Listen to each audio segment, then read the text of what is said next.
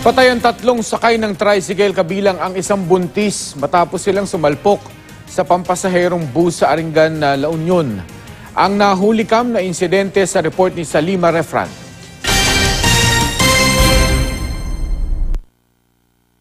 Maluwag ang kalsada sa Aringay, La Union nang huminto at lumiko pa kaliwa ang isang tricycle. Hanggang sa loob ng tricycle, nakakapit ang pasaherong si Romalyn Mercado sa braso ng kasintahang si Ramil Parotsa. Nagtamo sila ng matitinding sugat. Napuruhan din ang tricycle driver na si Jemer Dre Boado.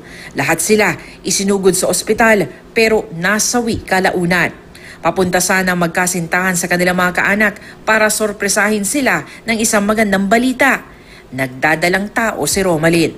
Kaya triple ang sakit na nararamdaman ngayon ng kanilang mga kaanak sa kanilang paglisan. Bait ng kuya ko eh. Sobrang bait. Pati sa trabaho, lahat kahit dito, walang masabi. Pati bibi na damay. Ilang beses na sinabing uwi, nakapuspong-puspong. Hindi matuloy-tuloy. Oo, hindi nga talaga alam din na uwi yun. Wala pang detalye sa nangyari sa nakabanggang bus driver.